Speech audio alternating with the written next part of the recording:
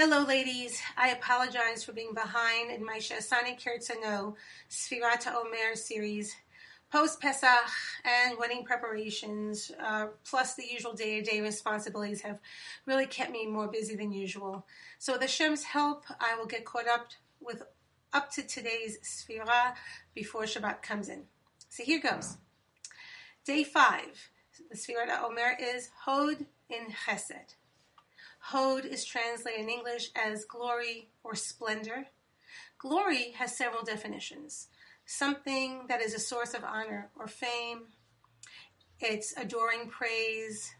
It also could be a state of absolute happiness, gratification, contentment. Splendor is defined as brilliant or gorgeous appearance, magnificence. Now, chesed, giving kindness, when we give in relationships, is it a sense out of obligation?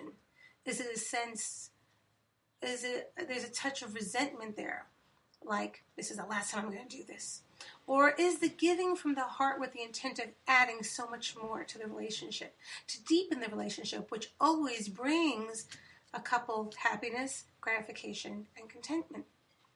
When Bnei Israel donated materials to the Mishkan in the desert, and again for the Beit HaMikdash, they brought selflessly the very best of what they had. And these structures had only one purpose: to draw down the Shekhinah, to enhance the relationship between Bnei Israel and Hashem, to bring Hashem's glory into the physical world. Now, while the beauty of these physical structures are undeniable, when the Shekhinah comes down to reside in these structures, the glory and splendor is magnified more than 1,000 times over. In marriage, there were 3 partners. You have the Ish, the man, Isha, the woman, and Hashem. Ish and Isha both have in common the letters Aleph and Shin. The Yud in Ish and the Hey in Isha both represent Hashem. An enduring, loving marriage based in kindness is another avenue for the Shekhinah to be drawn. When the Shekhinah is not drawn down to the marriage, the Yud and the Hey in Ish and Isha disappear, so to speak, and the 2 remaining common letters, the Aleph and the Shin, spell out the word Eish, fire, and that is what's left in the marriage if Hashem is not in the picture. So the marriage can either be a divine entity or a destructive entity. And Hod manifests a divine marriage. Marriages are vulnerable to the day-to-day wear and tear of life, which chips away at a thriving marriage through emotional, psychological, and physical challenges. Marriages are vulnerable to the expression familiarity breeds contempt. It takes proactive commitment to keep a marriage loving and nurtured for the long term, so that the spouses stay connected. What marriage needs is a regular doses of chesed. So how are marriages nurtured? The Torah describes women as the Ekaret Habayit, the mainstay of the home. They are also described as the Eshet Chayil, a woman of valor, and as well as an Ezer Kenegdo, being his helper. I'd like to say, I don't say against him, but Kenegdo is kind of like against, but it's more in the challenging times, helping through the challenges is what I'd like to say. Now, notice, men are not described as the Ikar Habayit. They're not described as an Ish Chayil, and nor is there an Ezer Kenegda. They are described typically as Ish or Baal.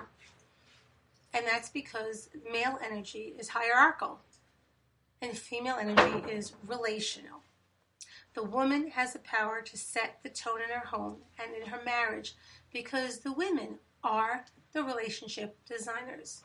We know this from the Torah when Hashem created Adam as the he-she entity and first puts Adam in the Gan Eden with the one task that he says, Avda v'shamra, to work and watch over the garden.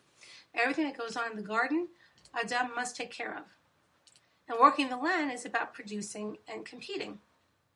After Chava is separated from Adam and they eat from the tree, Adam is still given the task of working the land. And Chava bears the children painfully, and she desires her husband. These scenarios evoke vulnerability on a woman's part, which creates a state of receptivity as well, and that's what sparks and nurtures relationships. When a woman interacts with her husband from a place of vulnerability, he will respond accordingly by wanting to please his wife, which he does by taking on and completing tasks. However, if she is critical, he will not step up in the same way because her criticisms push him away. The Ben Ish Chai, in his sefer called The Laws of Women, says it is in the woman's power to control how much or how little love will exist in her marriage based on how she conducts herself. Her husband will respond to her accordingly. That means the more love a woman is, not the more tasks she takes on, the more the woman conducts herself from a loving place, the more her husband will respond in kind.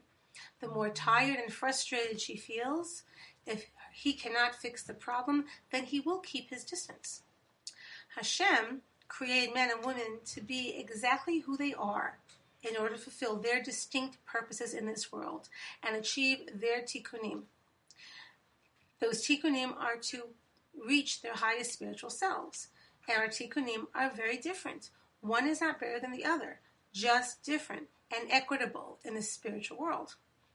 Anything that is described as glorious and magnificent is a result of much dedication and unstoppable ongoing commitment regardless of any obstacles.